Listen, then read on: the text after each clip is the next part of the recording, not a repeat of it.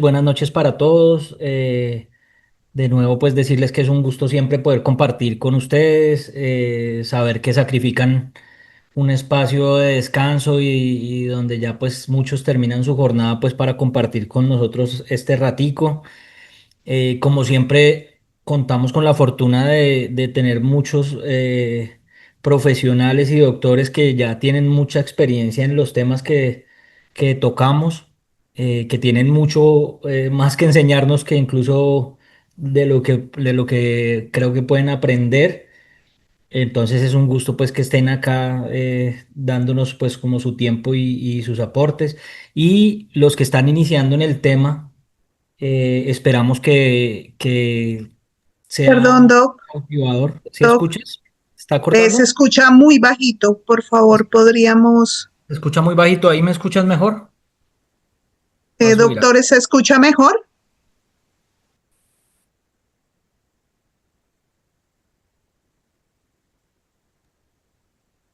Tú me dices. Diegui, Sí, pues yo estoy escuchando bien, sí. pero los Ahorita doctores se están escuchaba bajito, escribiendo se por el cortó. chat. Ok. Ya se escuchó, pues el doctor Mariano escucha bien. Doctor Orlando, ¿se escucha mejor o doctor Luis Alejandro? Ya, mucho mejor. Listo. Voy a tratar de todas maneras de hablar un poco duro porque ahorita nos pasó con Santi en la prueba también que estaba pues como el micrófono no funcionando tan bien. Entonces, pues lo que les decía, es un gusto pues que personas tan experimentadas estén aquí compartiendo con nosotros y quizá dándonos aportes y también darle la bienvenida a las personas que no tienen experiencia con el tema de la ortoqueratología y esperamos que en estas dos sesiones para personas que están iniciando sobre todo les ayude a perder el miedo, a, digamos que, acabar con algunos tabús relacionados con la ortoqueratología. La vez pasada el doctor Eduard estuvo revisando pues como el tema de la miopía, algunas cuestiones relacionadas a estudios clínicos que demuestran la eficacia y la seguridad de la ortoqueratología, con lo que nos podemos respaldar pues para el manejo de esta terapéutica con los padres, con otros profesionales y pues para seguridad de nosotros mismos de cómo funciona la ortoqueratología y por qué es eficaz y segura. En este caso vamos a abordar otros temas asociados a los casos cotidianos que se puedan presentar en nuestro consultorio en el manejo de ortoqueratología. Entonces vamos a dar inicio a este webinar hablando un poco de esos temas. Como sabemos que algunas personas que se conectan no tienen experiencia con el tema, entonces vamos a hablar algunas generalidades. Lo primero es que quisiera, hace un tiempo hicimos una certificación grande virtual. Ojalá pudiéramos, y también tuvimos una certificación de Paragon CRT acá en la ciudad de Medellín, en la Universidad CES. Ya no me acuerdo si fue a principios de este año o a finales del año pasado. Y pues mi invitación primero que todo es a que las personas que estén interesadas en iniciar en estos procesos, pues se certifiquen, se tomen el tiempo de desarrollarle el curso de Paragon Vision, que es pues muy sencillo y es relativamente corto y que puedan obtener pues su certificación que también digamos que los acredite y los acredite ante los pacientes para que vayamos organizando las cosas y vayamos presentándonos como de la manera adecuada con nuestros pacientes. Entonces aquí abajo, y no sé si Andrea ahorita nos puede ayudar a compartir el link de Paragon Vision donde se puede hacer la certificación y quizá después de pronto en otra sesión podamos hacer una certificación juntos para las personas que no, que tengan alguna dificultad o que no puedan manejar el tema o que no tengan tiempo. Entonces, Y qué pena, Doc, yo te interrumpo ahí, ya que están preguntando también si está en español e inglés.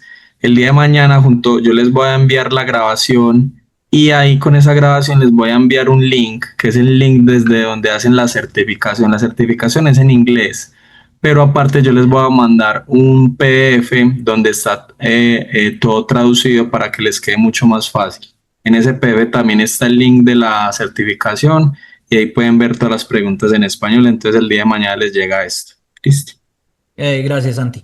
Adicionalmente, en este código QR también pueden encontrar como unas instrucciones de certificación que están también en la página de Spectrum y ahí tienen algunas instrucciones que les pueden ser de utilidad. Entonces, el que quiera y pueda tomar un pantallazo o meterse en el link pues le va a ser como de utilidad. La otra invitación, aparte digamos que de esta, digamos que educación continuada no formal, es a que también tratemos de profesionalizar el tema de la contactología y hacer certificaciones y cursos que puedan ser acreditados, que me parece pues como de gran relevancia para que podamos hacer esto de una manera digamos que lo más seria posible y para que lo que les digo, aumentemos la credibilidad con los pacientes y con los otros profesionales. Ahora vamos a hacer un pequeño repaso porque esto pues ya lo han mencionado múltiples veces y el doctor Eduard también lo dijo en la ocasión, en el webinar pasado, solamente para contextualizar a las personas que de pronto no asistieron o que no han asistido a un webinar de ortoqueratología. Entonces, para aclarar qué es la ortoqueratología, pues es una terapia de moldeamiento de la curva corneal que se realiza a través de fuerzas hidráulicas o hidrostáticas. Quiere decir que la lágrima y la presión que hace la lágrima sobre la córnea, ayudado del lente de contacto rígido, nos ayuda a obtener cambios en la forma de la córnea, en la morfología de la córnea, y esos cambios en la morfología de la córnea se ven representados en cambios en la curvatura que corrigen en este caso la miopía. La miopía con los lentes de CRT pues se logra a través de un aplanamiento del centro de la córnea y el astigmatismo a través de un aplanamiento meridional que vamos a ver un poquito más adelante. Entonces, eso para definir la ortoqueratología. Ahora, digamos que dentro de la hipótesis actual de cómo funciona la ortoqueratología, porque esto digamos que ha ido avanzando, y las investigaciones nos han ido mostrando pues como el camino de cómo funciona la ortoqueratología. Entonces, dentro de la hipótesis actual se dice que es una fina capa de película lagrimal que ejerce presión hidráulica y que genera una redistribución del fluido intraepitelial. Entonces, para mencionarles algún ejemplo, antes creíamos que había migración celular, que había migración de las células epiteliales hacia una zona más periférica de la córnea y que eso nos ayudaba a hacer el moldeamiento. Después, con estudios que ya hemos visto en otras presentaciones, pues se ha demostrado que lo que hay es un aplanamiento de dichas células que que no migran y que no van a ningún otro sitio, sino que se aplanan y que los líquidos intraepiteliales pues se van distribuyendo y es lo que hace los cambios de forma y de espesores de las células epiteliales específicamente. Ese aplanamiento, como les dije, es lo que corrige la visión. El engrosamiento periférico, que es otra cosa muy importante para el webinar de hoy, porque vamos a enfocarlo un poco en el tema de control y gestión de la miopía, pues ese engrosamiento periférico de las células epiteliales crea una zona de tratamiento que hace un aumento de la potencia periférica de la córnea y que genera un desenfoque miópico periférico, que lo que hace es prevenir como digamos que soportan múltiples estudios, prevenir que haya un aumento de la longitud axial o favorece que haya, digamos que un ralentecimiento de ese crecimiento de la longitud axial, que nos ayuda para hacer gestión de la miopía en el caso de niños y de pacientes de adolescentes. ¿Qué indicaciones tiene entonces la ortoqueratología? Pues en primera medida, y creo que es el más fuerte actualmente, y es uno de los que le ha dado vida y le ha dado, digamos que un respiro a esta terapia refractiva nocturna, pues es el control de la miopía, como les mencioné ahorita. Pero tenemos que saber que aparte de controlar la miopía, también se pueden corregir miopías en pacientes adultos que tengan estas necesidades. También astigmatismos hasta 3 dioptrías. También es de utilidad la ortoqueratología en pacientes que tienen ojo seco tipo Clyde, o sea, ojo seco sintomático, que se ha derivado pues por Contact Lens Induced Dry Eye, que son las siglas en inglés de Clyde, y que no es otra cosa que un ojo seco que se vuelve más sintomático con el uso de lentes de contacto, por ejemplo, blandos.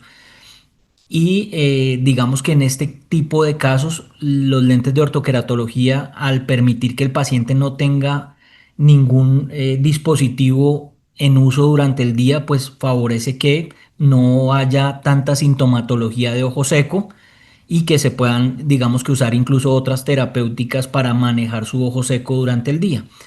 También es una indicación para deportistas acuáticos. Sabemos que las personas que hacen deportes acuáticos se veían muy limitadas cuando son usuarias de lentes de contacto por el tema de la contaminación de los lentes, el mismo uso se hace difícil, pero sobre todo la contaminación con acantamueva, que es pues una de las complicaciones más severas y que puede comprometer la salud de la córnea, la visión y la calidad de vida de la persona, porque realmente pues los que hemos tenido que ver personas con cicatrices a raíz de acantamueva, sabemos que pues las condiciones en que queda la córnea son muy difíciles cuando no tienen que hacer queratoplastias penetrantes u otros procedimientos más agresivos.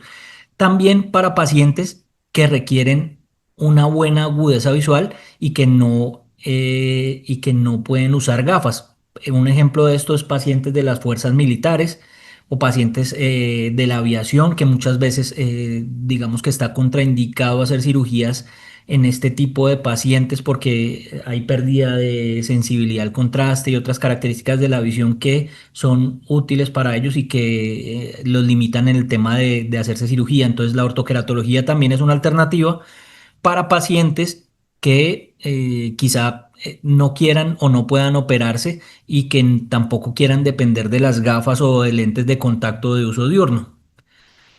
Los factores biométricos a considerar también muy rápidamente, porque lo mencionó el doctor Eduardo en el webinar pasado, pues son que la ortoqueratología es una terapia que es más efectiva en córneas curvas y asfericidades altas comparada con córneas planas y asfericidades bajas.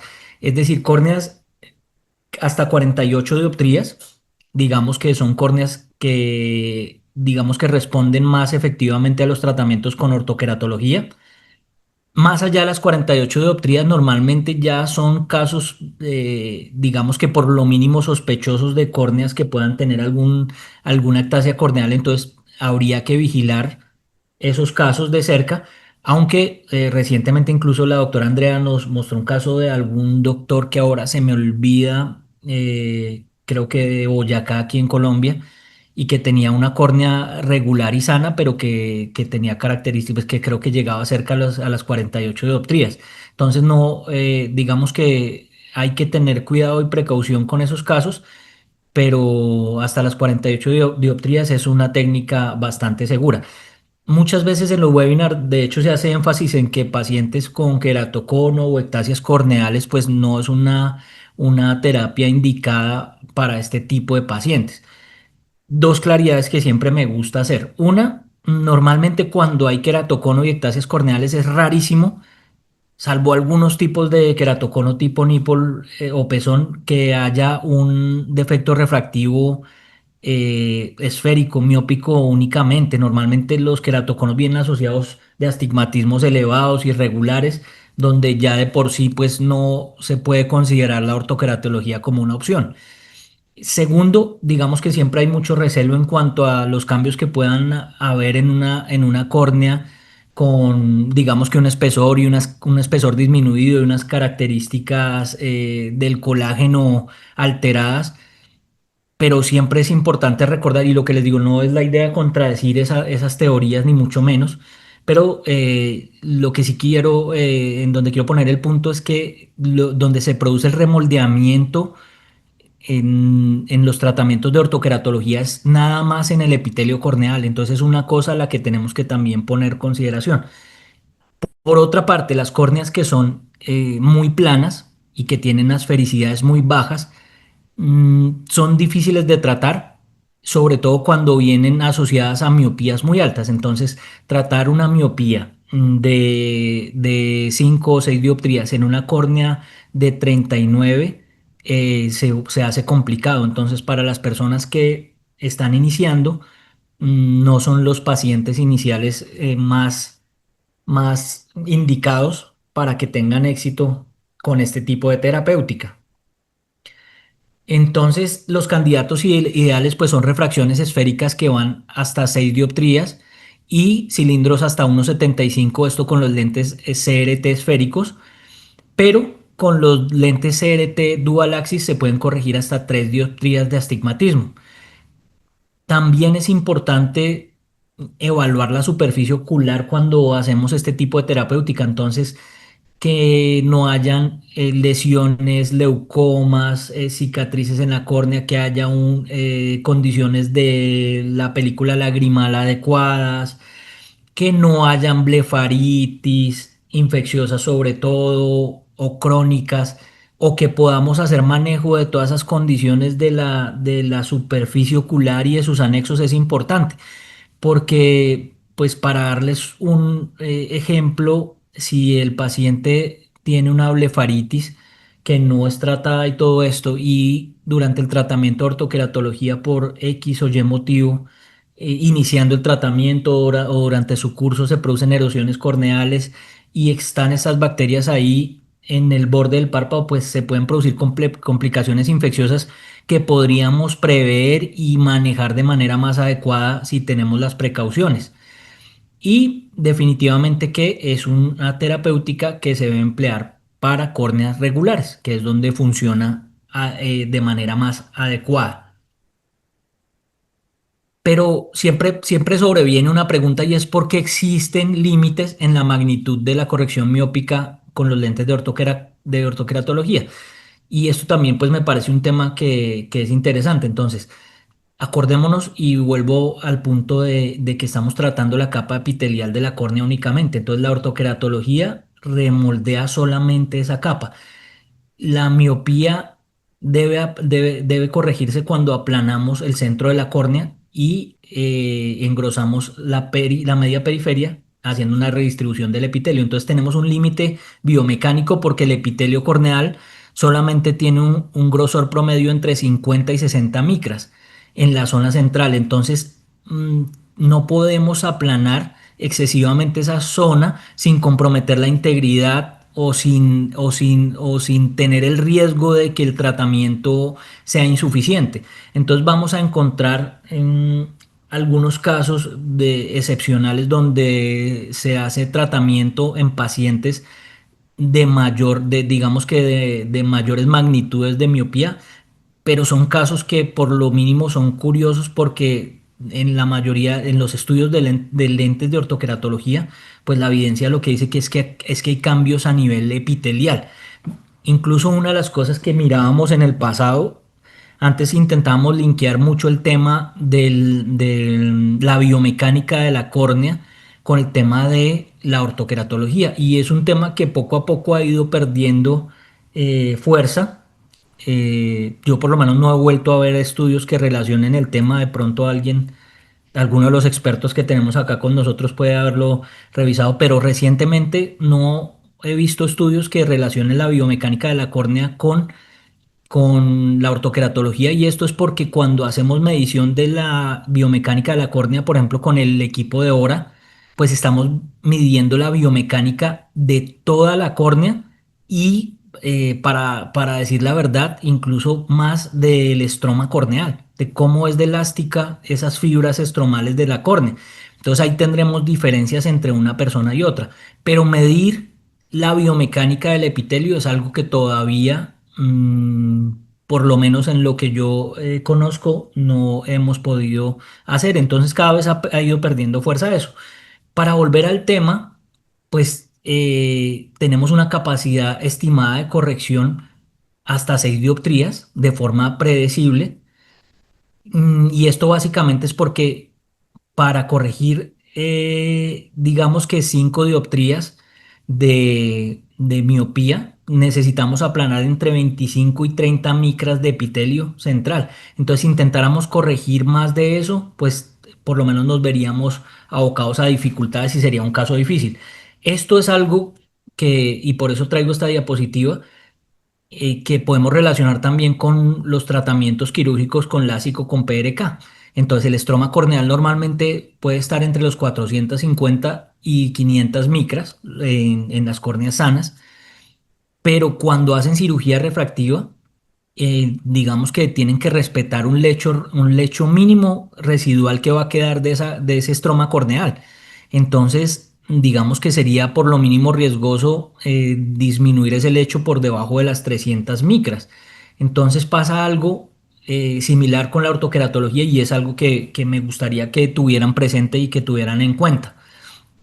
Esta diapositiva solamente para evidenciar con imágenes de OCT el tejido donde está actuando la ortoqueratología que está señalado aquí en azul, que sería el epitelio corneal, debajo la membrana de Bowman, que en la mayoría de los estudios se refiere que no hay alteraciones en la membrana de Bowman cuando se hace terapia de ortoqueratología. Y el estroma corneal, pues mucho menos. Aquí tenemos la capa de Dúa, la membrana de Descemet y el endotelio. Ahora, otro aspecto que es súper importante en el manejo de la miopía o la gestión de la miopía con lentes de ortoqueratología es que entendamos este tema pues de las aberrometrías, de las aberraciones de alto orden. Y normalmente esto, mejor dicho, lo vemos como si fuera algo supremamente complejo, pero espero que estos dos conceptos pues faciliten mucho pues la comprensión de las aberraciones y qué es lo que sucede con ellas. Entonces, en la parte superior tenemos un frente de onda ideal. Ay, perdón. A ver si puedo causar el... Entonces aquí tenemos el frente de onda ideal. Entonces imaginemos que entra un haz de luz perfectamente regular al ojo y que atraviesa todos los medios refringentes. Esto pues digamos que es falso porque ningún sistema, o sea, ningún ojo tiene un sistema óptico perfecto, pero si eso sucediera, entonces esa franja de luz se proyectaría de manera perfecta en la retina, sobre el plano de la retina, sin tener atrasos y adelantos del frente de onda. Ahora, cuando hay digamos que aberraciones, un frente de onda aberrado, pues lo que se presenta es esto. Entonces entra un frente de onda perfectamente regular y los cambios que hay en el ojo o en los medios ópticos pues hacen que se produzcan retrasos del frente de onda como en esta zona de acá o adelantos del frente de onda como en esta zona de acá. Estos atrasos o adelantos del frente de onda es lo que normalmente denominamos aberraciones ópticas. Las aberraciones de bajo orden, que son las que digamos que más manejamos, son los defectos esféricos, miopía, hipermetropía, astigmatismo, que son los que impactan de manera más importante la visión, y las aberraciones de alto orden, que dentro de esas está el coma, que es algo que se induce con las córneas irregulares o alteradas, el queratocono y las ectasias corneales, pero donde también está la aberración esférica. Y la aberración esférica es muy importante en este tema de la ortoqueratología y el control de la miopía, porque digamos que se sabe que los pacientes miopes sufren de una calidad de la imagen retiniana muy reducida porque tienen muchas aberraciones, digamos que con respecto a los pacientes hemétropes y hipermétropes. Entonces tienden a tener menor calidad, además de menos visión, menor calidad en su visión. La aberración esférica negativa que se produce en los pacientes miopes se puede representar como rayos de luz periféricos, como les mostré en la diapositiva anterior, que se enfocan de manera más hipermetrópica que los rayos centrales. Es decir, que los rayos centrales se enfocan bien sobre el plano de la retina, pero los rayos periféricos se desenfocan por detrás de la retina como induciendo una hipermetropía periférica. Y esto, como sabemos, es una de las señales que activan el crecimiento de la longitud axial del ojo. Entonces, lo que buscamos con la ortoqueratología es precisamente invertir ese tipo de aberraciones. Y los estudios longitudinales han demostrado que hay una relación importante entre el aumento de la aberración esférica negativa y la progresión de la miopía. Entonces, para poner esto, digamos que de una manera más clara, tenemos aquí este mapa de un ojo miope donde están inducidas aberraciones esféricas negativas. Y esto lo que produce es un retraso del frente de onda y que estas, digamos que se desenfoquen por la parte posterior del ojo, que eso es, digamos que lo que induce el crecimiento. Cuando ponemos un lente de contacto de ortoqueratología, lo que hacemos es un cambio en la forma y en la excentricidad de la córnea. Y estos cambios en la excentricidad de la córnea inducen unas aberraciones esféricas positivas, o sea, invierten ese tipo de aberraciones. Y ahora el desenfoque periférico se induce en la periferia de la retina, en la parte, se inducen miópicos, o sea, por delante del plano de la retina. Y eso es lo que funciona como protector del crecimiento de la longitud axial, o eso es lo que ha demostrado que es protector del crecimiento de la longitud axial. Entonces, la excentricidad negativa que inducen los lentes de ortoqueratología tenemos que tener claro que es una manifestación geométrica que genera una consecuencia óptica que es la inducción de aberraciones esféricas positivas. Ese digamos que sería un resumen de lo que les estaba mencionando.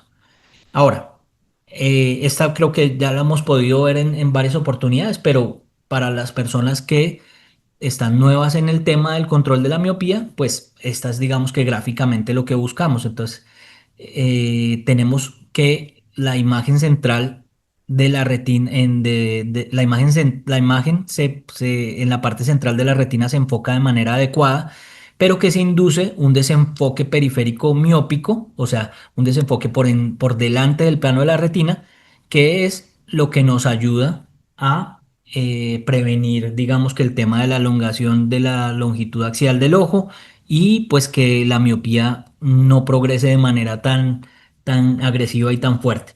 Ahora, esto también lo sabemos que vamos más o menos 2 décadas desde que la FDA aprobó los tratamientos con lentes de ortoqueratología. Entonces, pues para las personas que están nuevas en el tema, también decirles que, pues primero tiene un respaldo por la FDA, que es un respaldo muy importante, pero que además es un respaldo que no es reciente.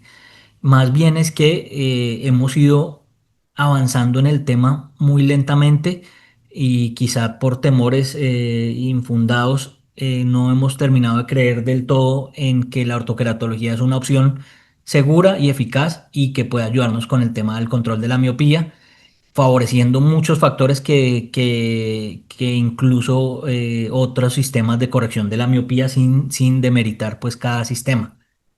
Entonces, cuando vamos a iniciar un tratamiento de control miopía con lentes de contacto de ortoqueratología, tenemos que tener en cuenta algunos factores clínicos como la refracción con y sin cicloplegia.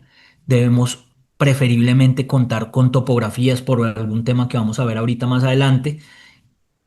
Antes era como un opcional, pero hoy en día se sabe que el tema de las biometrías es el factor más importante, entonces debemos tener unas biometrías y hacer un seguimiento con biometrías. En nuestro caso no contamos, digamos que directamente con biómetro en el consultorio, pero se pueden hacer convenios con las clínicas grandes donde se hagan biometrías. De inicio a mí me gusta hacer biometrías cada 4 meses el primer año y después eso se puede prolongar a cada 6 meses y esto.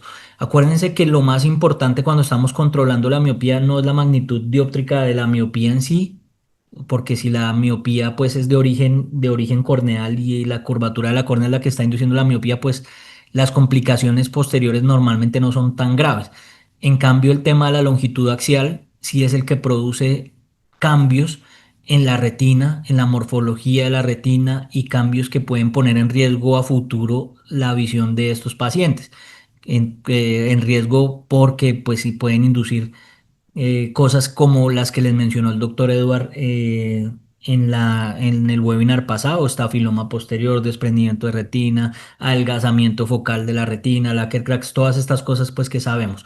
Y para hacer pues digamos que los cálculos de los lentes de ortoqueratología también debemos tener el diámetro horizontal de iris visible. Lo otro que es muy importante es evaluar el nivel de riesgo de cada paciente al cual le vamos a iniciar control o gestión de la miopía con lentes de ortoqueratología. Entonces sabemos que la edad es importante porque entre más jóvenes la terapia, digamos que ha demostrado tener mayor efectividad en pacientes más jóvenes o en pacientes que tienen miopías con magnitudes mayores a 3. Evidentemente tenemos una limitante con la edad y es que necesitamos que los padres hagan un buen manejo y estén motivados a generar habilidades para la manipulación del dispositivo y que estén tranquilos y seguros de que funciona adecuadamente y que es seguro. El otro factor importante pues son los factores genéticos. Entonces tenemos los antecedentes familiares. Si uno de los papás es miope, si ambos papás son miopes o si ninguno de los dos es miope y digamos que eventualmente el hijo es el que ha desarrollado la miopía. Todavía es como una incógnita saber si los nuevos miopes, los que se han venido produciendo por factores, digamos, como el tiempo excesivo en tareas de visión próxima y la reducción del tiempo en actividades al aire libre, comparado con los miopes que tienen esos factores hereditarios y genéticos, eh, tienden a tener las mismas complicaciones. Todavía eso no lo sabemos a ciencia cierta, o sea, no sabemos si tienen los mismos riesgos unos comparados con los otros. Pero lo que sí sabemos es que en ambos casos la ortoqueratología es una opción para disminuir esos factores de riesgo. Y por último, pues evidentemente los factores étnicos que entran como en factores genéticos también, porque sabemos que hay poblaciones que tienen mayor tendencia a generar niveles exacerbados de miopía y niveles patológicos de miopía.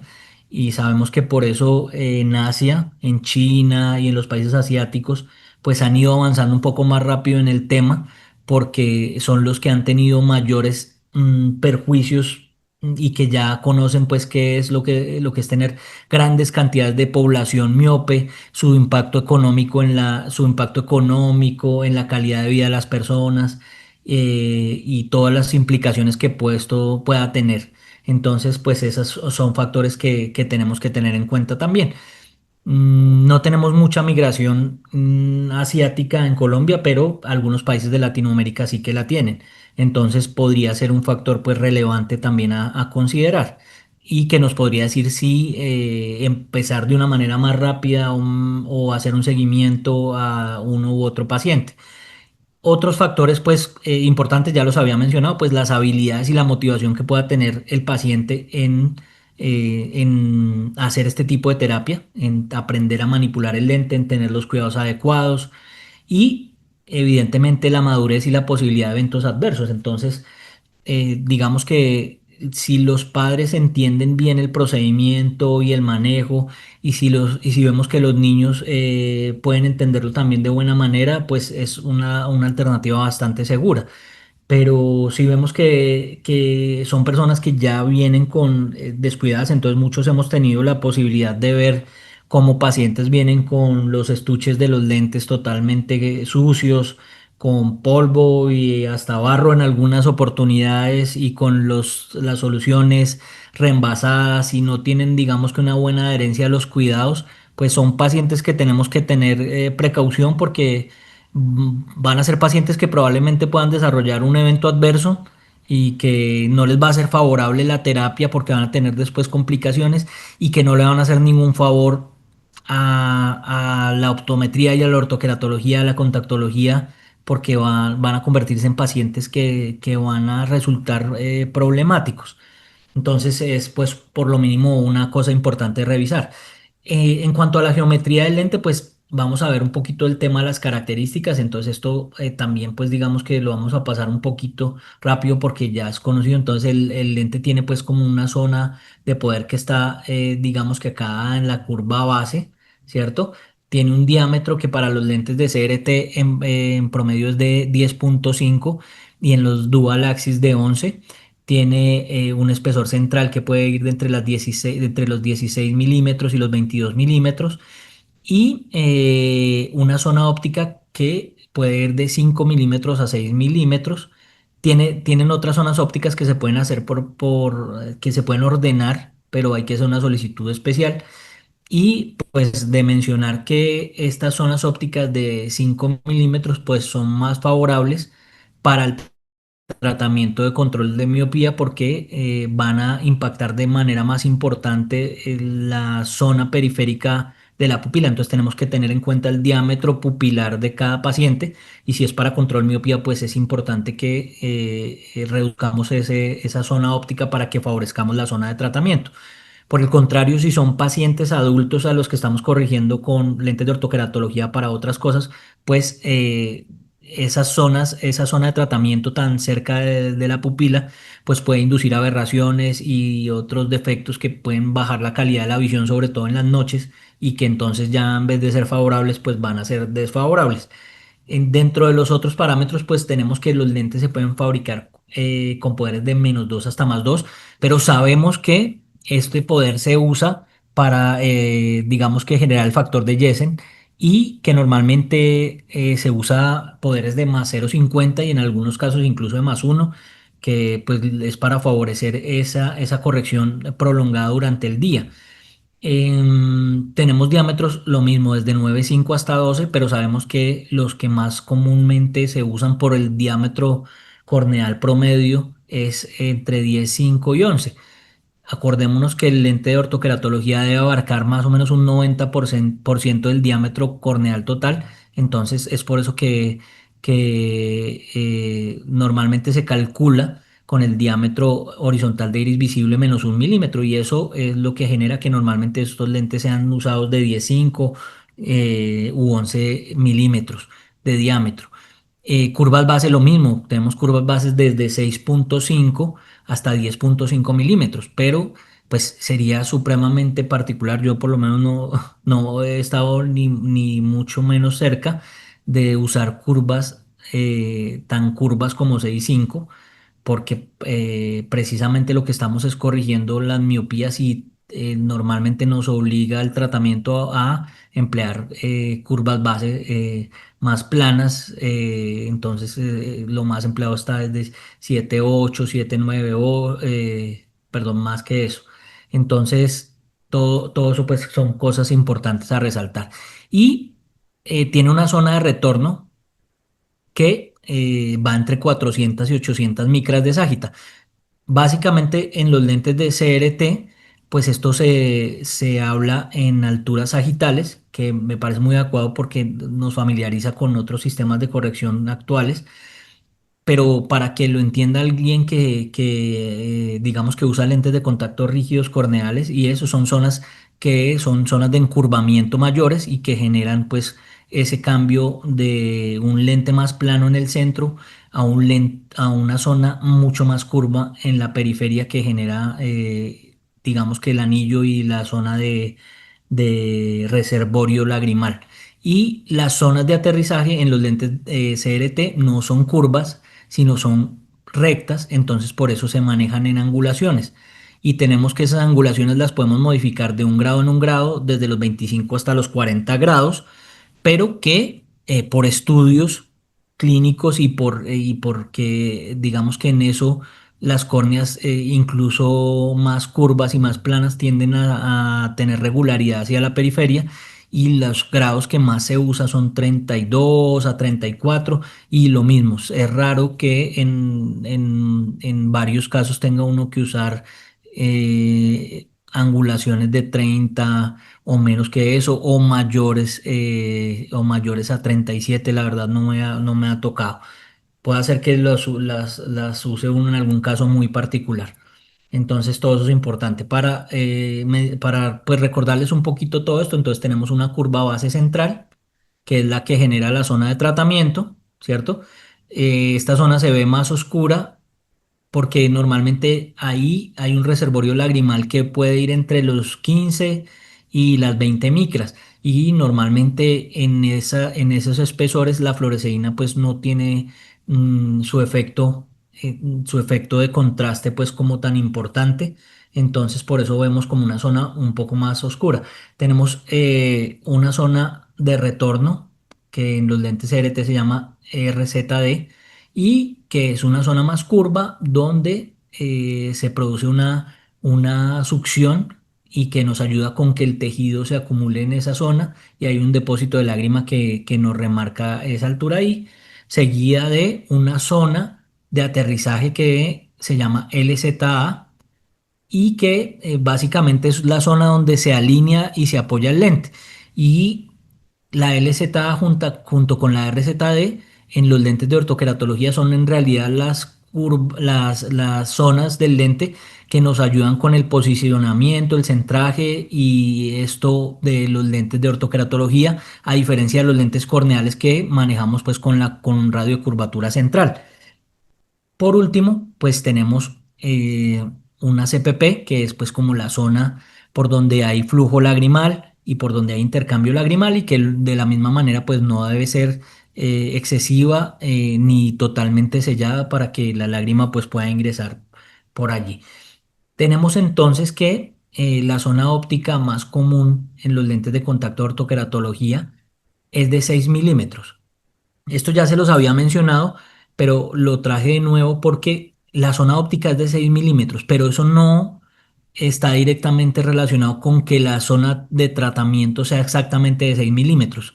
Muchas veces cuando utilizamos zonas ópticas de 6 milímetros tenemos 4 o 5 milímetros de zona de tratamiento realmente. Eso lo podemos corroborar con los exámenes especiales y con las topografías y con las tomografías. Entonces eso es pues como una claridad súper importante que quería hacerles. Y tenemos una zona de retorno que es aproximadamente de 0,8 a 1 milímetro y que digamos que tiene ese ancho y una altura sagital como les mencioné con anterioridad. Tiene también obviamente esa zona de apoyo que normalmente puede ser de 2 o 3 milímetros y un levantamiento de borde que tiene radios de curvatura de 1,3 más o menos para que se hagan una idea. Esto ya lo hemos visto pues múltiples veces, entonces la ortoqueratología genera una fuerza positiva de empuje que hace que la lágrima haga presión sobre las células epiteliales de la córnea y una fuerza negativa de tracción que hace que en la periferia hidráulicamente esos líquidos se migren hacia ese costado. Entonces, esto es digamos que un estudio cortesía del doctor Patrick Caroline donde se demostró como el efecto que tenía en el aplanamiento central de las células epiteliales y el engrosamiento hacia la media periferia. Y vamos a pasar esto porque esto ya creo que lo hemos visto en múltiples ocasiones. Entonces, aquí en el cuadro de la derecha vemos cómo haciendo modificaciones en la RZD vamos a poder controlar, y esta sí es la parte que quiero que le pongamos más atención porque es lo que nos va a ayudar a gestionar nuestros pacientes, vamos a poder elevar o disminuir la altura sagital y acercar o alejar el tratamiento del lente. Entonces, acordémonos que el moldeamiento no se produce por entre más cerca o más lejos, sino por la forma y la presión hidráulica que hacen los lentes de contacto. Entonces, diferentes alturas sagitales podrían tener el mismo efecto en cambio de la forma. Entonces, no como pensamos, no es que si estamos más próximos, entonces se va a producir más efecto. Por otra parte, si vemos esta zona de aterrizaje, la LZA, pues podemos ver que también, digamos que tiene un efecto en cómo se apoya el lente sobre la córnea y como les dije anteriormente, en cómo se centra y todo esto, en el levantamiento del borde y esto, pero también tiene un efecto en la altura sagital final del lente. Entonces esto también nos puede dar un efecto, digamos que más, un poco menor a la RZD, pero que también es importante que tengamos en cuenta, porque si aplanamos el ángulo de aterrizaje, entonces vamos a tener una menor altura sagital. Vemos acá que esto está dado en grados porque es una recta, entonces tenemos acá 180 grados. Entonces, digamos que entre menor es la angulación y menores los grados, tenemos un aplanamiento y un levantamiento del borde y una disminución de la altura sagital. Y entre mayor es la angulación y los grados, pues vamos a tener un lente que está más apoyado, perdón, una LZA que está más apoyada sobre la córnea, que sella el lente de una manera más, digamos que más importante y que aumenta la altura sagital también. Entonces esas relaciones siempre las debemos tener como presentes. Aquí como resumen de lo que les decía anteriormente, entonces la RZD es el control principal de la altura sagital y lo podemos modificar en punto 25 micras. Y la LZA, por su parte, por cada grado tendremos un cambio de 15 micras. Y digamos que sería para hacer ajustes más finos, depende de también la posición final que está tomando nuestro lente de prueba. La curva base, por su parte, no la usamos para hacer ajustes de altura sagital, ni tampoco para hacer ajustes de centraje en los lentes de ortokeratología, como ya les mencioné. Pero hay que tener en cuenta que sí tiene un impacto en micras y es que los cambios de 0,10 en curva base nos van a producir cambios en altura sagital de más o menos 7 micras, ¿cierto? Entonces, eso es también un factor importante que tenemos que tener en cuenta. Ahora, vamos a la parte más importante y es el manejo de astigmatismos, porque sabemos que es raro encontrar pues miopías puras y que normalmente vamos a encontrar pacientes con algún grado de astigmatismo. Entonces, lo primero y que es más importante es determinar con ayuda de las topografías iniciales si ese astigmatismo es central, como en este caso. Entonces tenemos un corbatín que es pues bastante simétrico y esas observaciones las tenemos que tener en cuenta. Pero si vemos ese corbatín más o menos 4 milímetros hacia la periferia y 4 milímetros hacia la periferia de este lado, empieza a volverse una superficie regular. Entonces vemos esta zona verde en la córnea que nos muestra que ahí la córnea se vuelve bastante regular. Entonces allí en esos astigmatismos centrales vamos a tener menos dificultades porque la zona donde se apoya realmente el lente, miren que acá tenemos 8 milímetros, entonces la LZ vendría a dar por aquí, por estos lados, y ahí tendríamos una córnea mucho más regular y una zona donde el lente de contacto se puede apoyar de una manera más efectiva y más fácil. Eso comparado, por ejemplo, con estos astigmatismos limbo a limbo. Entonces tenemos astigmatismos que se extienden mucho más hacia la periferia. Entonces vean que a diferencia del otro caso, aquí también tenemos un corbatín, incluso no sé si más regular que el anterior, pero que se extiende hacia la periferia. Entonces mire que acá tenemos 1, 2, 3, 4, 5 milímetros de extensión y no vemos una zona donde se vaya a apoyar adecuadamente el lente sobre la zona de la LZA. Entonces aquí, cuando tenemos la ayuda de estas topografías, pues ya tenemos que ir identificando qué factores nos pueden ayudar. Entonces, si tenemos esta magnitud de astigmatismo limbo a limbo, entonces podríamos pensar de pronto en de una vez hacer pruebas con lentes de contacto que tengan un diámetro mayor, ¿cierto?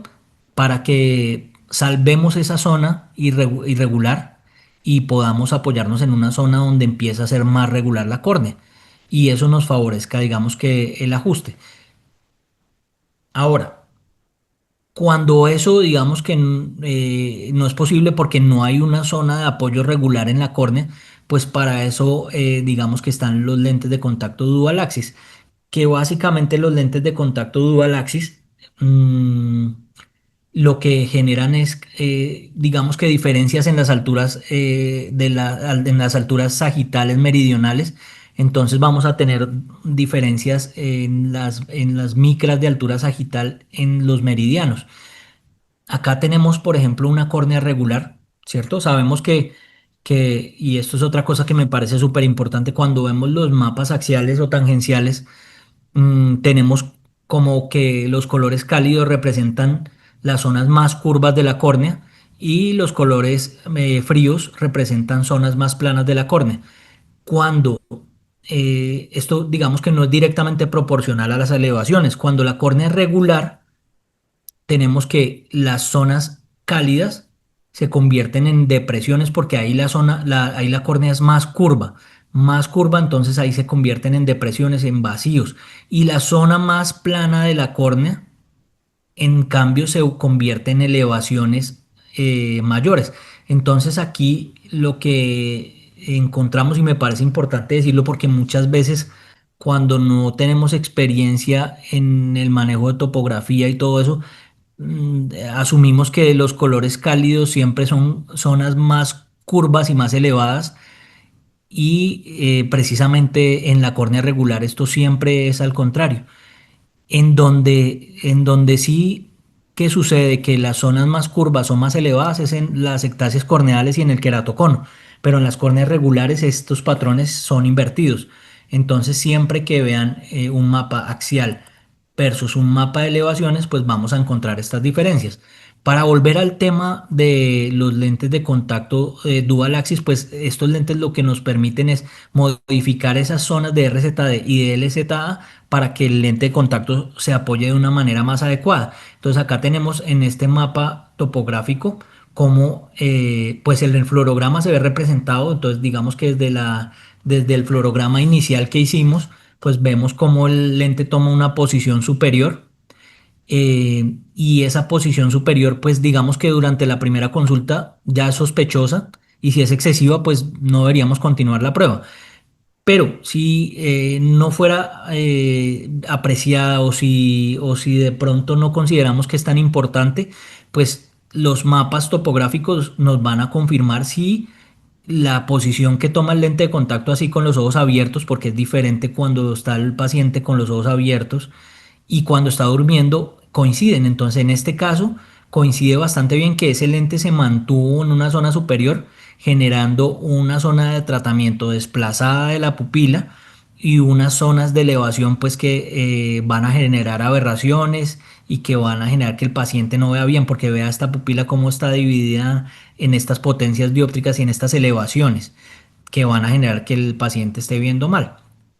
Entonces es importante que el fluorograma, y esa es la importancia de hacer la topografía en ortoqueratología, lo relacionemos siempre con la topografía final, porque muchas veces nos vamos a sorprender de que no son exactamente iguales, y es importante esa observación porque eso es lo que nos va a facilitar saber qué cambios hacer y cómo observar, por ejemplo, esos fluorogramas cuando el paciente viene a controles. Por otra parte, pues es importante mencionarles que, digamos que los lentes CRT esféricos los podemos usar cuando hay diferencias de elevaciones entre las zonas más elevadas de la córnea y las zonas más deprimidas, cuando esas diferencias no superan las 50 micras. Entonces, cuando las diferencias en esas elevaciones no superan las 50 micras, normalmente los lentes esféricos pues nos pueden ser de ayuda. Pero cuando esas diferencias superan las 50 micras, seguramente vamos a tener desplazamientos superiores del lente o desplazamientos laterales del lente, depende del diámetro y la forma de la córnea, que no van a ayudarnos con nuestra adaptación. Entonces acá tenemos un ejemplo, por ejemplo, con el Medmund puede uno, digamos que generar estos valores de referencia con facilidad y el aparato los calcula, pero si no tuviéramos ayuda de eso, tuviéramos otras topografías, pues lo que hay que hacer es como unos promedios. Entonces tomamos el meridiano horizontal, tomamos la mayor elevación nasal, la mayor elevación temporal, la sumamos y después la dividimos, y ahí tendríamos, digamos que una elevación promedio en ese meridiano. Por otra parte, en el meridiano vertical, que en este caso, como les mencioné, es el más curvo y el más deprimido, entonces tendríamos cuál es la mayor depresión, ¿cierto? Que en este caso superior sería 43 micras. Miren que acá es bastante importante incluso la diferencia entre una y otra. Y inferior 27 micras, y la media aquí sería 35 micras. Entonces la diferencia entre más 22 y menos 35 pues sería 57 micras, y eso nos obligaría a pensar en un lente dual axis para, digamos que facilitar la adaptación y facilitar la experiencia del paciente y nuestro trabajo mismo. Entonces, eso por ese lado.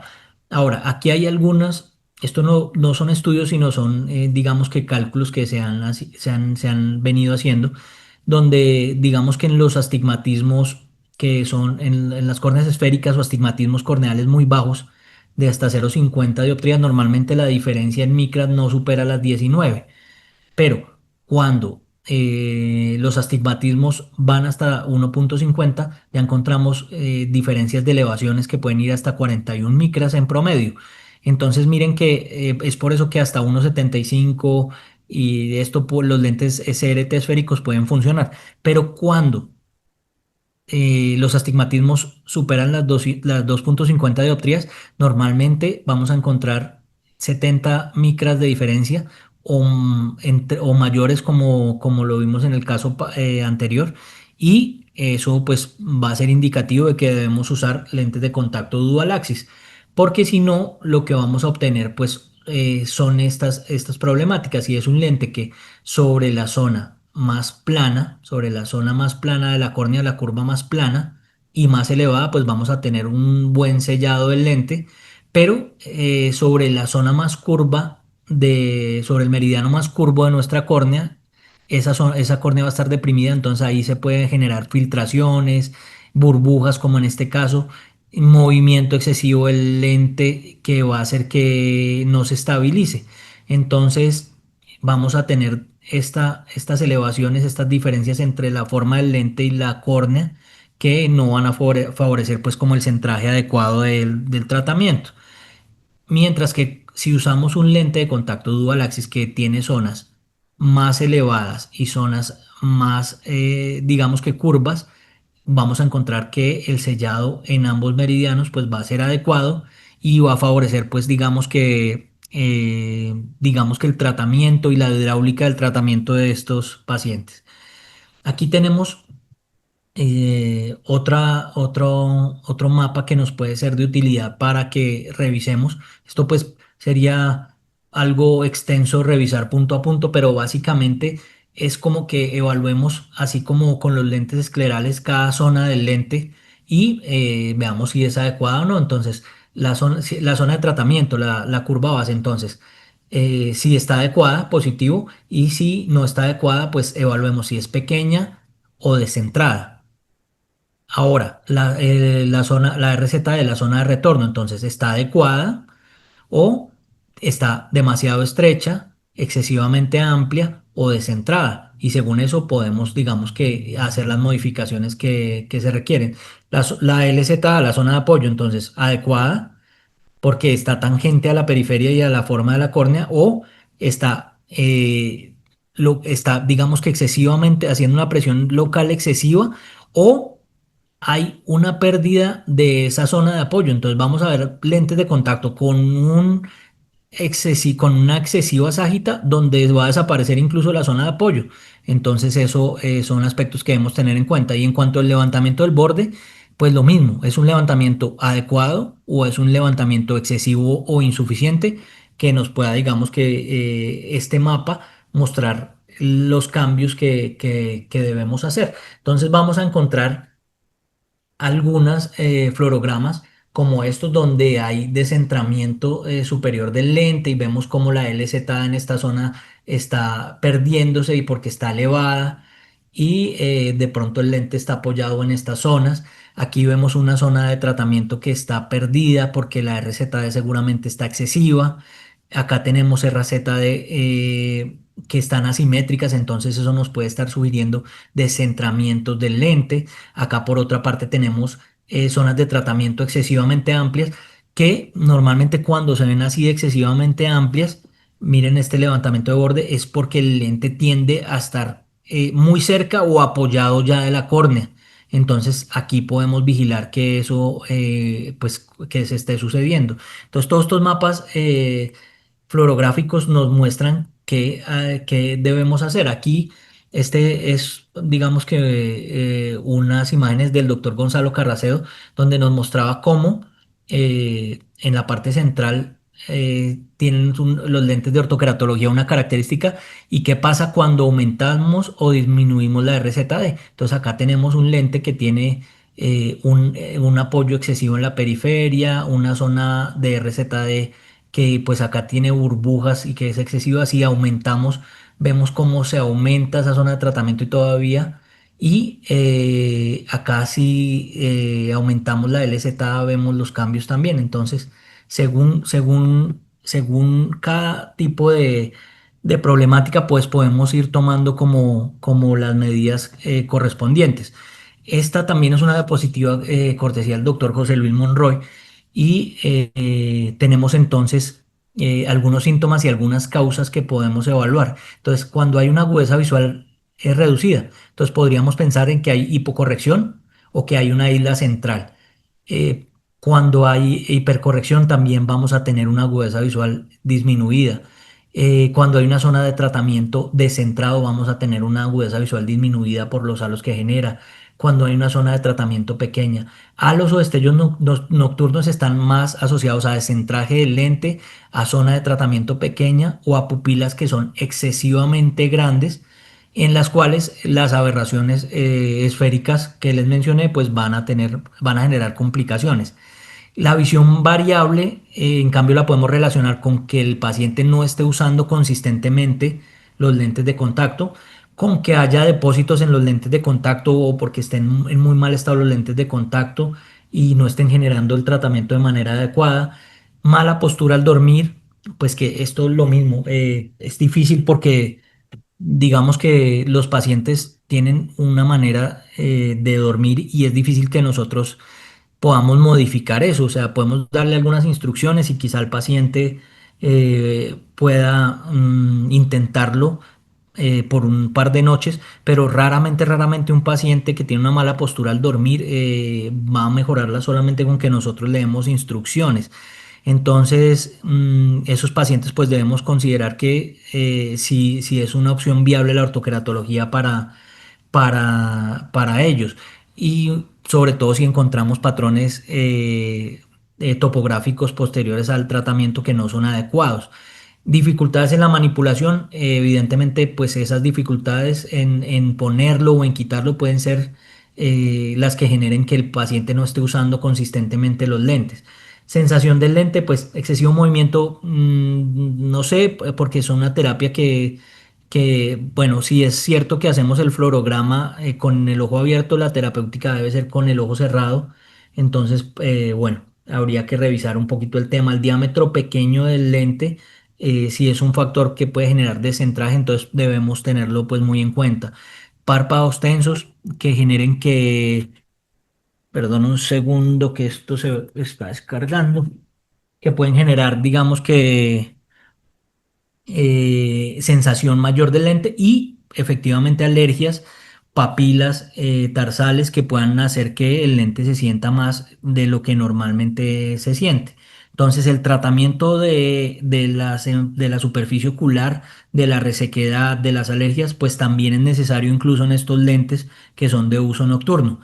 En cambio, por otra parte, el escozor, el ardor, pues revisemos entonces las soluciones y la higiene que está teniendo estos pacientes con los lentes, los depósitos que puedan tener los lentes cuando hagan los pacientes controles, para ver si incluimos sistemas de limpieza más profunda que digamos que acá en Colombia se consiguen un par, pero en Estados Unidos y en Centroamérica quizá puedan tener acceso, por ejemplo, a los sistemas de desinfección de Boston, contemplar también los sistemas de desinfección a base de peróxido de hidrógeno. Entonces, todas estas pueden ser ayudas para el manejo de estas molestias.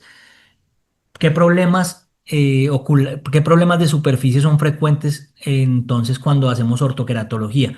Pues el principal y el que más podemos encontrar es la queratitis punteada superficial, que incluso puede presentarse hasta en un 40% de los pacientes en el primer día. Entonces, lo que debemos buscar es la causa de esa queratitis punteada y cuál es la profundidad de esas erosiones y si eso puede convertirse en una complicación. Entonces, una cosa que deberíamos revisar es que haya un pobre intercambio lagrimal. Entonces, es cómo está esa CPP del lente y esa curva periférica que permite el intercambio, que esté demasiado ajustado el lente y no permita que haya un intercambio lagrimal y un flujo lagrimal hacia la parte interna del lente. También si hay pacientes que tienen una enfermedad de ojo seco manifiesta y que digamos que está demasiado alterada la película lagrimal, pueden generar adherencias, entonces son pacientes que van a tener dificultades en la mañana para retirarse el lente y que van a tener molestias que pueden hacer que no estén cómodos con el sistema o que empiecen a perder un poco la fe en este tipo de corrección. Lo mismo depósitos en la superficie que ya lo hablamos ahorita, o evidentemente, y la más importante y la que podemos controlar de manera más fácil es que haya una altura sagital insuficiente y que eso esté generando que haya un toque real del lente de contacto con la córnea, que no quede un reservorio de película lagrimal que proteja la córnea de la mecánica del lente. Entonces, pues en cuanto al manejo, pues debemos revisar si hacer ajustes en el lente, en la sajita del lente. Debemos revisar si eso se puede mejorar también, si hay problemas en la lubricación del ojo, si podemos usar lubricantes oculares en gel que puedan servir como protectores y como una protección mecánica, un colchón que ayude a que el lente pues en la noche no se asiente totalmente sobre la córnea. Revisemos el tema de limpieza profunda que ya lo hablé anteriormente y revisemos si todos estos factores ya los manejamos, si es un paciente que es apto y que deba continuar con la ortoqueratología o es un paciente que debemos buscarles otras alternativas porque finalmente lo que están buscando los pacientes pues no es solo ver bien, sino sentirse más cómodos. Y con la ortoqueratología esto sí que es pues cierto en un porcentaje mayor incluso. También tenemos pues como lo que les decía ahorita, voy a repetir un poco el tema de la adherencia, entonces pacientes que tienen un ojo seco muy marcado, pues van a tener problemas con que los lentes se asienten excesivamente en la noche y eso nos va a generar problemas graves en cuanto a que el paciente se levante, se intente quitar los lentes y de una vez tenga que el ardor ocular, irritación ocular. Entonces, digamos que una de las alternativas es poder usar lágrimas en gel, pero evidentemente siempre debemos acompañar eso con intentar encontrar la causa del ojo seco de este paciente e intentar tratarla desde que sea, digamos que posible, ver si es un ojo seco que es acuodeficiente o evaporativo, si podemos hacer algún tratamiento sobre las glándulas de meibomio, si podemos hacer alguna terapia antiinflamatoria o algo que nos ayude, un secretagogo que nos ayude con que haya más producción lagrimal. Todos esos son cosas importantes que debemos contemplar antes de empezar el tratamiento de ortoqueratología o simultáneamente a que estemos haciendo el manejo para evitarnos estos problemas. Aquí el otro tema es en los astigmatismos que son limbo a limbo, levantamientos de borde asimétricos. Entonces ya lo había mencionado un poco con anterioridad, pero en el meridiano más curvo, el lente de contacto, como pueden observar acá, pues se puede levantar.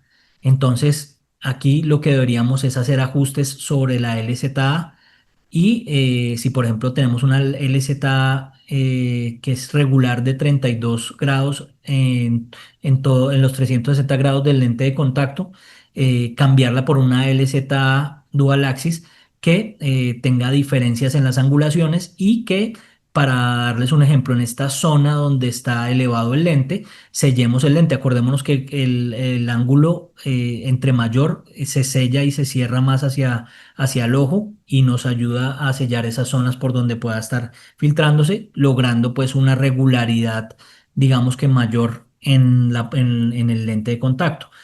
Otra, digamos que complicación que se puede observar en tratamientos prolongados de ortoqueratología, que es raro, pero que está referida en la literatura, a mí no me ha tocado ver alguna, es anillos ferrosos tal cual como los anillos ferrosos que se generan en los queratoconos.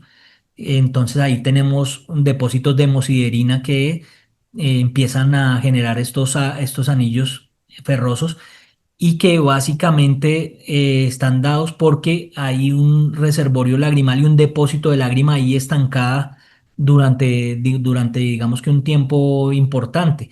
Entonces, en algunos casos de tratamientos prolongados podrán observar esto, desde que esos anillos no estén impactando la visión y esto, pues no tienen mayor, digamos que, problema y en algunos reportes dicen que después de suspender el tratamiento incluso pueden mejorar, a diferencia, por ejemplo, de los anillos ferrosos en el queratocono. En cuanto a la seguridad, pues lo mismo, no quisiera pues profundizar mucho en el tema porque el doctor Eduard lo mencionó, pero básicamente decirles que la incidencia de complicaciones infecciosas relacionadas a pacientes tratados con ortoqueratología está más o menos en un promedio de 8,1 por cada 10.000 al año. Esto en estudios pues como muy extensos y para relacionarlo con otro tipo de complicaciones, por ejemplo, la incidencia en los pacientes con la SIC sería de 1 por cada 1.000 y de 1 por cada 1.002 en estos estudios.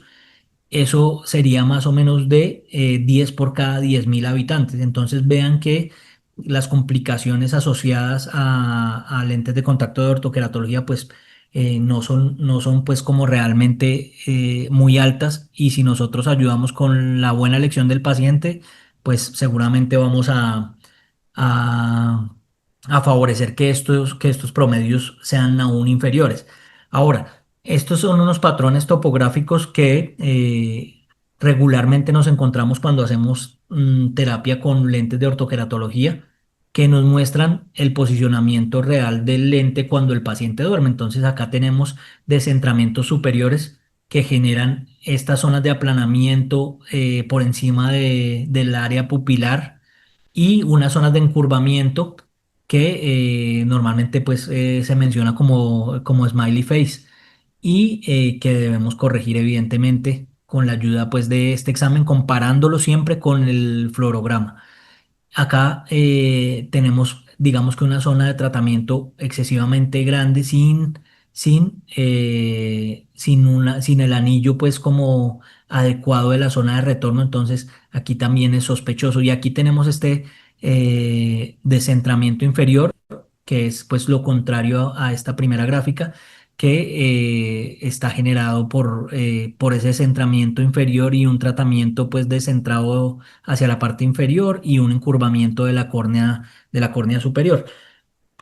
Entonces aquí, para hacer un poquito más gráfico, tenemos que dentro de las complicaciones que podemos tener topográficas, vamos a encontrar islas centrales, podemos encontrar porque no es pues como que sea de gran frecuencia. Otra cosa importante es mencionarles, miren las diferencias entre los mapas axiales y los tangenciales. Siempre hacemos referencia a que los mapas tangenciales, ya que toman un punto de referencia según el eje, toman un eje de referencia según cada punto de la córnea. Entonces, son más fidedignos en cuanto a describirnos la forma de nuestra córnea. Entonces, estos mapas y los de elevación son los más indicados para que hagamos valoraciones porque los mapas axiales, digamos que pierden un poco de precisión hacia la media periferia y entonces no son tan precisos. Entonces tenemos estas islas centrales que podemos manejar ajustando la proximidad del lente de contacto, mejorando la RZD o mejorando la LZA, porque son, digamos que lentes que básicamente quedan planos y se van superiores, y ajustando, aumentando un poquito la RZD podemos hacer manejo de estos casos. Perdón, estaba refiriéndome a Smiley Face. Aquí sería ajustar la altura sagital para aproximar un poquito el tratamiento a la córnea y digamos que generar mejor efecto en esa parte central.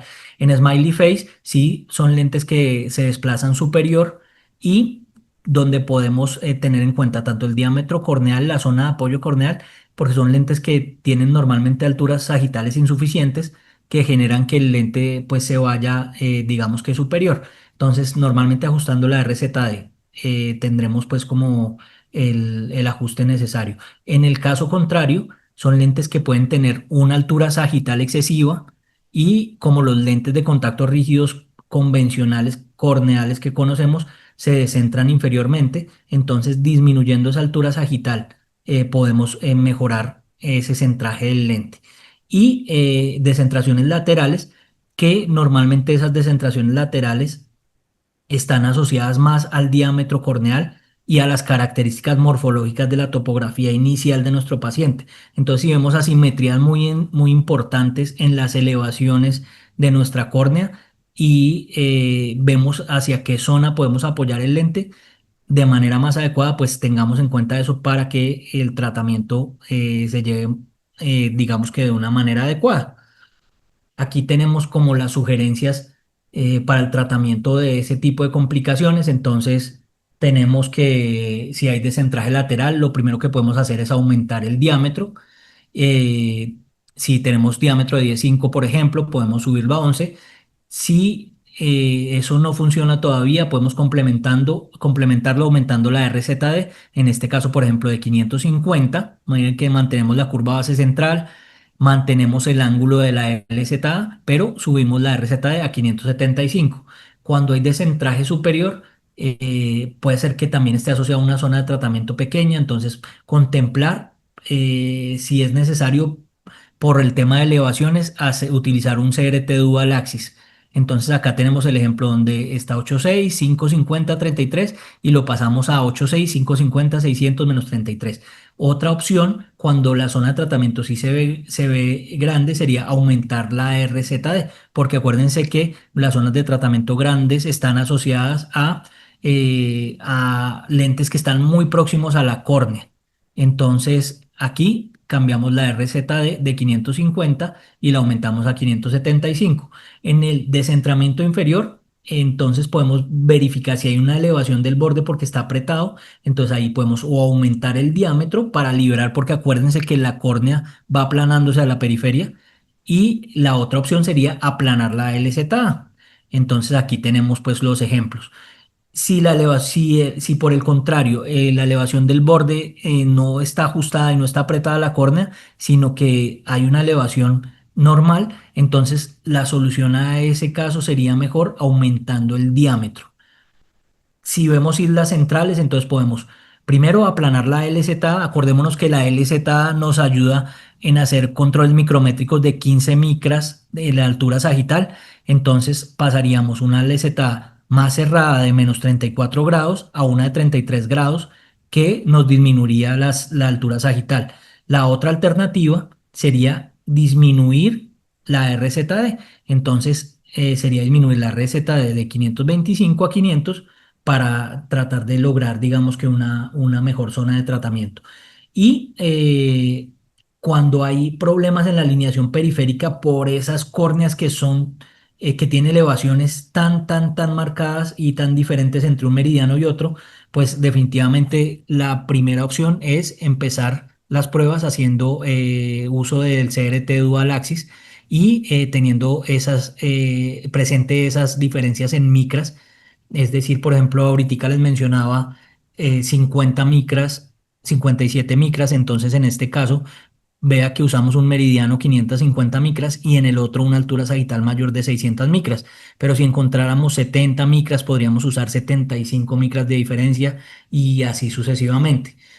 Por último, y para no aburrirlos más, eh, hacer uso adecuado de las ayudas que tenemos con la tecnología. Entonces, últimamente empleamos mucho más esta prueba para hacer evaluación posterior cuando está disponible. Entonces, el uso del OCT del Corneal Map específicamente nos muestra los cambios específicamente que están ocurriéndose en el epitelio. Entonces aquí tenemos como ese engrosamiento epitelial periférico, la ubicación, su ubicación y tenemos, miren cómo gradualmente se va engrosando hacia la periferia, o sea, cómo esa excentricidad cambió en este paciente.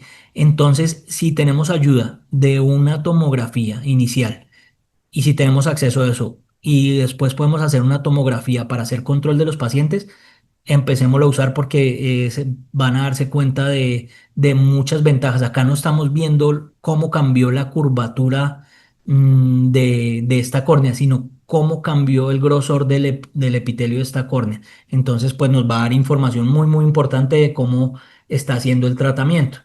Adicionalmente, hay islas centrales que no están generadas por que el tratamiento central es insuficiente, sino porque hay disrupción epitelial o hay punteado, porque acordémonos que la mayoría de los topógrafos, aparte pues del Pentacam, que trabaja con imágenes de Scheimpflug, son por reflexión. Entonces, cuando hay defectos en la calidad de la lágrima o cuando hay disrupciones epiteliales, estos equipos nos van a mostrar artefactos que no son reales, como esas islas centrales falsas. Mientras que eso, con la ayuda del tomógrafo, con la ayuda de la tomografía, no sucedería porque estamos viendo espesores. Por otra parte, esto pues lo voy a pasar porque es pues mencionarles que siempre digamos que los mapas tangenciales nos ayudan con la precisión. Y otra cosa que me gustaría mencionarles es hacer adecuado uso de las escalas. Entonces, estas escalas cuando están absolutas muchas veces disimulan excesivamente el tratamiento. Entonces, en la medida que hagamos topografía corneal y que los equipos no lo permitan, acotemos estas escalas para que podamos ver el efecto real que está teniendo el tratamiento en esa córnea. Entonces, si vamos a hacer tratamiento de 4 dioptrías, pues no usemos una escala que vaya hasta las 20 o 30 dioptrías porque esto pues va a verse disminuido de una manera muy importante y no va a ser como notorio. Y por último, mencionarles pues la importancia de los consentimientos informados y de la información que debe tener el paciente. Entonces, digamos que no podemos estar exentos de que haya complicaciones con los lentes de ortoqueratología.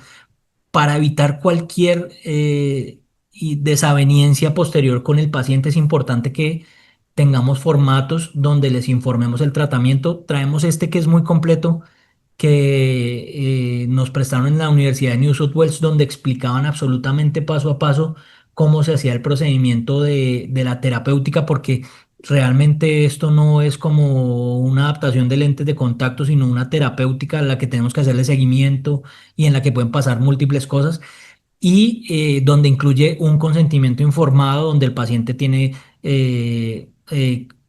digamos que claras hasta informaciones de costos, de futuros costos que pueda generar y nos va a decir si está de acuerdo o no.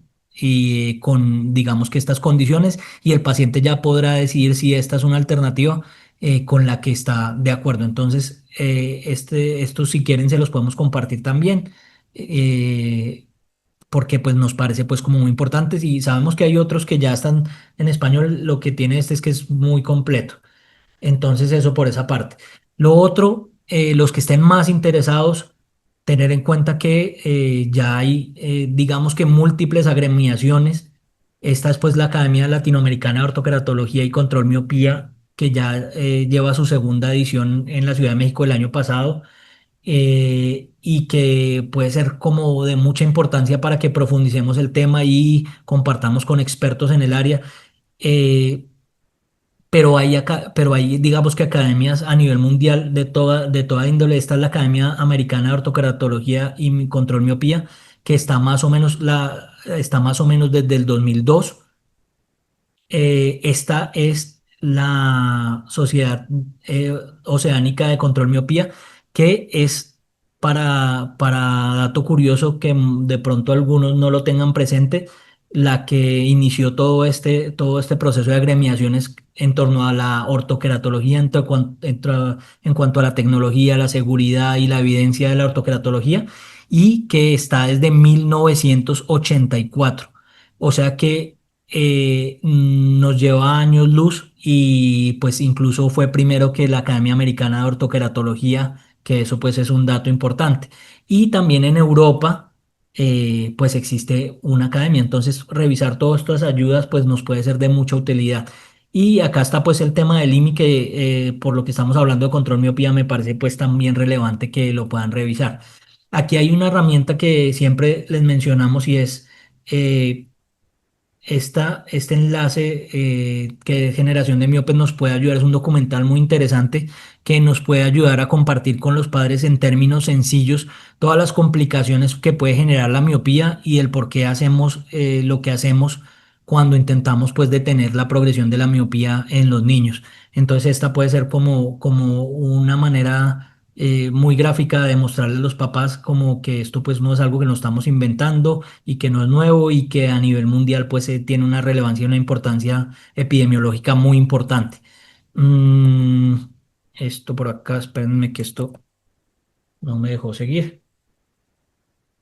Y aquí algunas otras ayudas, la calculadora de miopía del Brian Holden, el miopía profile, que también puede ser importante revisar, el miopía magna ORG y muy importante, esta calculadora de CRT, que no sé si André me puedas ayudar compartiéndola para que todos puedan descargarla. Es también importante que sepan que además de esta calculadora en la web, pueden bajar una aplicación para hacer los cálculos de los lentes CRT y que pueden tenerla ahí, digamos que disponible en el celular y que puede serles de mucha utilidad pues para iniciar este proceso y este camino de adaptaciones de ortoqueratología. Por último, les voy a dejar este videito de Paragon Our children are para born. que We revisemos. want nothing but the best for them, regardless of what obstacles are in their way. Every child deserves to have the best opportunity to succeed. It's our responsibility as parents to give them that opportunity. My child suffered from nearsightedness. My doctor explained that this wasn't just a children's vision problem. It was, in fact, a children's health issue. He explained that if not treated properly, myopia could impair her ability to learn, might even lead to serious consequences later in life.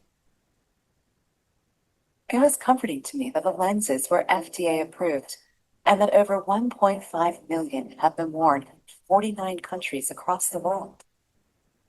Best of all, you only wear them at night. This means my child didn't have to wear any daytime contacts or glasses during the day. This gave her the ability to reach her highest potential. Paragon CRT contact lenses don't just change a child's vision, it changes their life. Ask your doctor about Paragon CRT contact lenses. Paragon Vision Sciences. We don't just change vision, we change lives.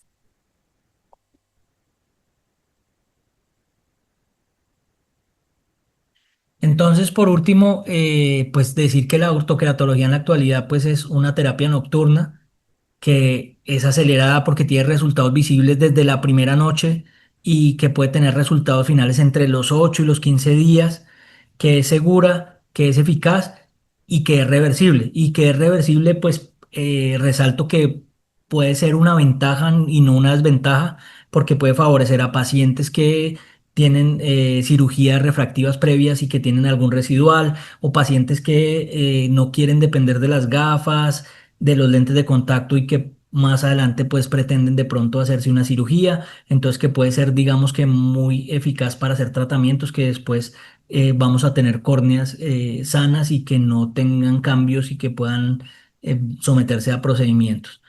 Eso sería todo por hoy y muchas gracias por el tiempo, muchas gracias por la paciencia y estar hasta estas horas con nosotros en este tema. Gracias, doctor Dieguito. A todos, muchísimas gracias. Recuerden que mañana se les enviará la grabación a sus correos y no olviden confirmar la asistencia es desde las 9 de la mañana hasta las 5:30 de la tarde. Entonces van a tener pacientes y la idea es que ustedes puedan hacer las adaptaciones y ver cómo va a ser la evolución con este tratamiento. Entonces, muchísimas gracias a todos. Una feliz noche. Gracias, Doc. Listo, listo, André, muchas gracias a ti. Un abrazo, una feliz Que noche estés muy para bien, buenas todos. noches.